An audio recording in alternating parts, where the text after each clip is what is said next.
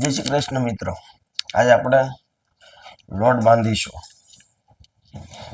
કેમ કરે ખબર પૂછે કેટલા મહેમાન છે, મહેમાનની બિચારા ભૂખ જ ભાંગી જાય. માપી લોટ બનાવે, આખો એ રીતના સાળીને પછી લોટ ગણે કેટલા થયા, 1 2 3 4 5 6 એ રીતના ગણે. જેન્ટ્સ કઈ રીતના કરે ખબર? જેન્ટ્સ એને ખબર પડી જ જાય કેટલા જણા છે, એટલે એ તમને અટકાળે એમ સાળી નાખે થઈ જાય એમ. જે લેડીઝ તો ઘણી નાખે ને એમાં બિચારા મહેમાનની તો ભૂખ ભાંગી જાય. ગીણ્યા અમને તમે કેટલી રોટલી ખાવ, પછી પૂછે પછી પૂછે તો કેટલી રોટલી ખાઈશું તમે, મહેમાનને તો ભૂખ મરી જાય. આપણે થોડુંક નમક નાખશું સાળીને, લોટ સળાઈ જાય એટલે નમક થોડુંક નાખી દેવાનું મીડિયમ ચા ભાગ.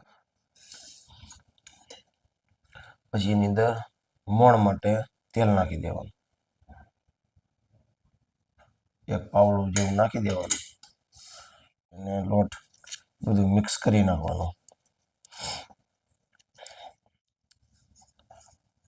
લેડીઝ હોય તો એ કેટલાય શાક બળી જાય, રોટલી ચાલુ હોય, એક બાજુ શાક ચાલુ હોય, એક બાજુ બીજું ચાલુ હોય. કારણ કે જેન્ટ્સની ગોળે એક કામ ન કરે, 2 કામ 3 કામ કરે એટલે બળવાનો ચાન્સ વધારે રહે, બેસી જવાનો.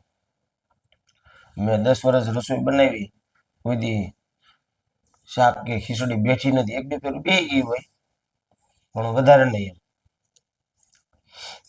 કારણ કે આપણે એક જ કામ કરવાનું હોય એટલે બનાવવું પડે, નકર ભૂલાઈ જાય ભાઈ.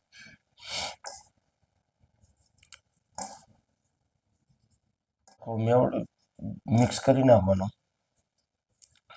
એટલે છે ને વાંધો ન આવે, મસ્ત લોટ બંધાઈ જાય અને એકદમ કૂણી રોટલી બને. આજ તો આપણે સાદું રોટલી બનાવવાની છે. કેટલા ટાઈમ પછી આજ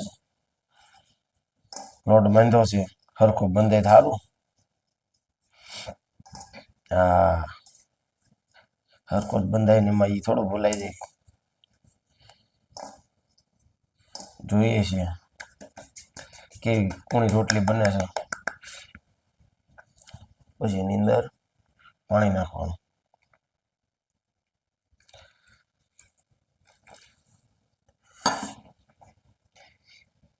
એમાં જો કે રોટલી બળી ગઈ હોય ને કંઈક થયું હોય ને, એમાં આપણે કંઈક બોલાવ્યું કંઈક થયું હોય ને તો આપણો વારો પડી જાય ભાઈ. લેડીઝને તો આપણે કઈ કહેવાય નહીં, રસોઈ બનાવતા હોય ત્યારે એની રીતના બનાવવા દેવો જ પડે, નકર પ્રોબ્લેમ થાય. હા, મીઠું વધી જાય તો આપણે ઘસકાવે.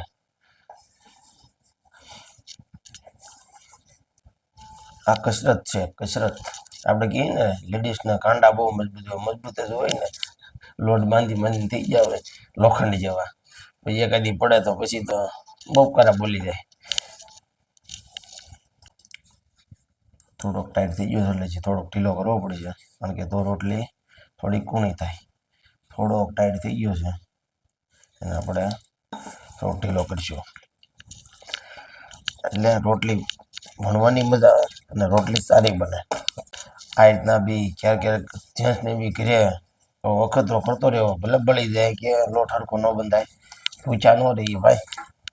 સવારમાં ઉઠીને ક્યાં જવું, અત્યારમાં વાગ્યા છે 7. અત્યારમાં ઉઠીને એવી ટાઈટના ઈડલી સંભાર ખાવો એની કરતા મજા આવે એમ. કસરતની કસરત થાય અને લોટ બાંધતા આવડી જાય, ભૂલાય નહીં. લાવરી બહુ જાય છે. પછી પાછું હવે આમાં મોણ નાખવાનું, કૂણું એકદમ પાડવાનું, તેલ નાખી 1 પાવડો 1/2 પાવડો જેટલો લોટ હોય એ પ્રમાણે આપણે થોડુંક 1/2 પાવડું નાખવું પડશે. 1 પાવડે થઈ જાય વાંધો નહીં આવે, પણ જો પૈસામાં મજબૂત તો થાય જ નહીં કાંડા. થોડોક લોટ છે તો એ આપણે લેડીઝ ઊભા બાંધી દે લોટ, જ્યારે ઉભા રમડા થઈ ગયા એટલે જેટલો મળશો ને એ લોકોની રોટલી થશે. મારી તેલ વધારે પડી ગયું છે હાલ છે, પણ તેલ નડે નહીં.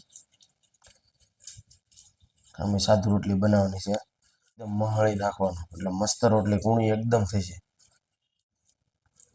મારા ગૌઢા બાંધે ને નાના, એને મને લોટ બાંધતા શીખવાડ્યો. દીકરા લોટ બાંધતા શીખી જાય ને તો કોઈ પૂછા નહીં રોય. મેં તો હા એ વાત થાય, પણ એ મને હું અહીં અમદાવાદની અંદર આવ્યો ને પછી આ બધું બહુ યાદ આવ્યું કે ભાઈ આ શીખ્યો ને તો બહુ સારું પડ્યું. 8-10 વર્ષ રસોઈ જાતે બનાવીશ, પણ આ મેરેજ પછી બહુ ઓછી બનાવવાનું પડે. કારણ કે શરૂઆતમાં આપણે ગેસ ચાલુ કરશું, પહેલા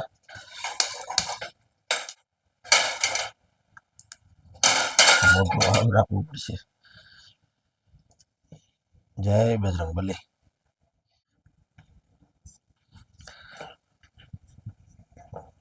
આવો ફરી રોટલી ફરી તો વાંધો નહીં. રોટલી તો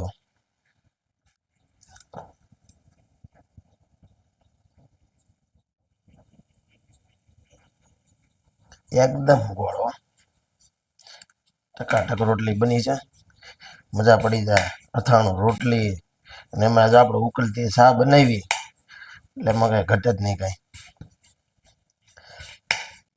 થઈ ગઈ ગરમ.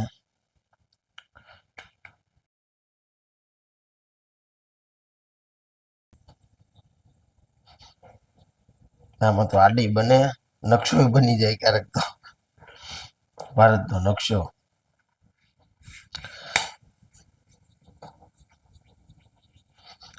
હળવા ભારે કરવાની એટલે રોટલી ઓટોમેટિક ફરે નીચેથી અને ગોળ થઈ જાય. નારાયણ નારાયણ નારાયણ. જોઈએ હવે કેટલી રોટલી જોરદાર બને. એમાં આપણે કેવું હોય ઘી દેશી એટલે સોપડીને તો મજા પડી જાય. એમાં માખણ છે, ગામડેથી આવ્યું છે કાલે જ લાગે. આ લેડીઝને બિચારાને ખબર હોય કેમ થાય બધું, હાથ બળે. એ તો આપણે વેદના તો આપણે કરીએ ને તો જ ખબર પડે. આ બધી એની વાત દેવો પડે ભાઈ. હા કરવું હેલું નથી, કરીએ ને ત્યારે ખબર પડે. જો થઈ ગયા 2 છૂટા ભાગ, જો થઈ ગઈ ને જોરદાર. હવે એને આગળ છે ને ઘી સોપડી દેવાની ટકાટક. પછી મેં આ રોટલી બનાવી છે તો મારા નાતે જોરદાર બનાવી દીધી. હવે એમાં ઘી આપણે સોપડી દઈએ ને એટલે ટકાટક થઈ જાય. ઘી સોપડો